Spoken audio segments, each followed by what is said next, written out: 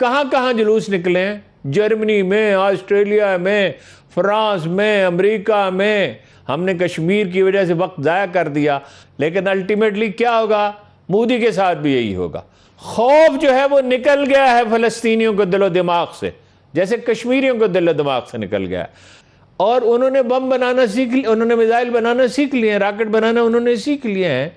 अब ये जंग ख़त्म होने वाली नहीं है। इतना दबाव आएगा कि दुनिया के हर मुसलमान मुल्क को इसराइल का रुख करना पड़ेगा, उसकी फ़ौजों को। उसके पास एटम बम है तो मुसलमानों के पास भी है।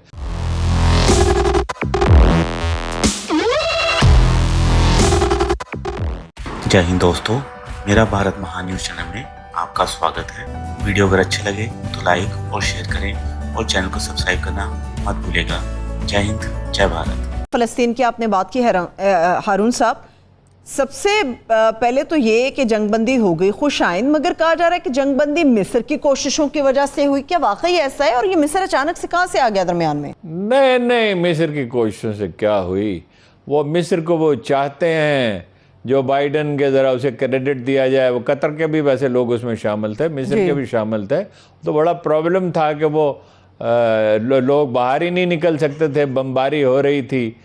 तो जाहिर है कि वो बड़ी मुश्किल से उनके साथ राब्ते होते थे। वो तो अमेरिका ने थ्रेट किया, यानी मैक्सी थ्रेट अगर नहीं तो मैक्सिमम दबाव डाला।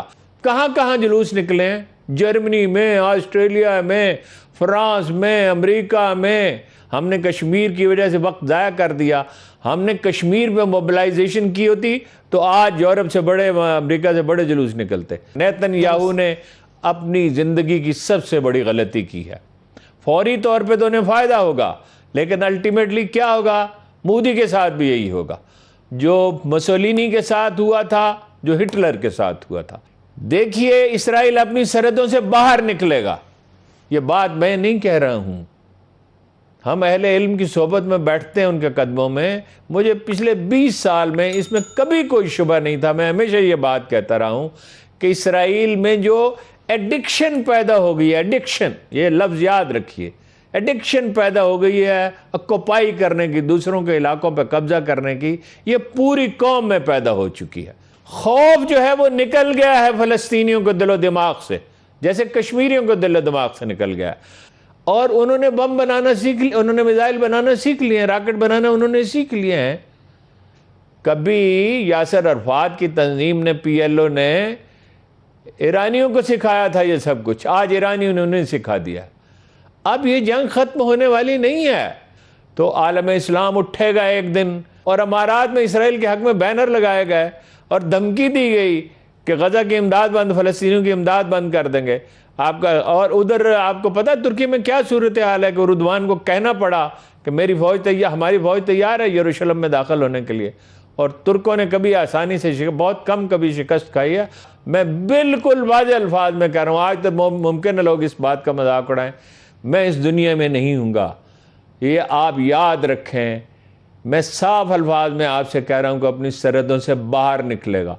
इतना दबाव आएगा कि दुनिया के हर मुसलमान मुल्क को इसराइल का रुख करना पड़ेगा, उसकी फ़ौजों को। उसके पास एटम बम है तो मुसलमानों के पास भी है, उसके पास मिसाइल है तो मुसलमानों के पास भी है। और मुसलमानों के पास एक और चीज़ है, मुसलमानों के पास शहादत की आरजू है, वो जान दे सकते हैं। शहीद का इसीलिए इतना बड़ा मर्तबा है कि वो सर्वाइवल की जबिल्लत से ऊपर उठ जाता है। और जब लड़ाई का, अभी से वहाँ माइग्रेशन शुरू हो गई है इसराइल से, और खौफ उनमें फैल रहा है, फ़लस्तीनियों में ख़त्म हो रहा है, उनमें फैल रहा है के अंदर खौफ। मगरब में हमायत उनकी कम होती जा रही है, अमेरिका में हमायत कम होती जा रही है। फिर सारे यहूदी ज़ायनिस्ट नहीं हैं, सहूनी और हैं और यहूदी और हैं। मतलब जो अमेरिका में और यूरोप में जो यहूदी रहते हैं उसमें बहुत से प्रोग्रेसिव हैं, बहुत से होशमंद लोग हैं, वो समझाने की कोशिश कर रहे हैं।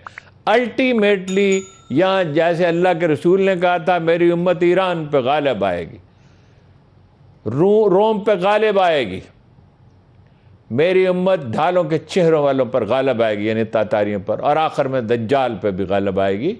और ये तो बिल्कुल वाज़ेह अल्फाज में अल्लाह के रसूल ने कहा कि हिंदुस्तान के मुसलमान, बर्रे सगीर के मुसलमान जो हैं ये लड़ेंगे मुशरिकों से, उन पे गलबा पाएंगे, फिर दमिश्क में इब्न मरियम के साथ यहूदियों का मुकाबला करेंगे और उन्हें शिकस्त देंगे।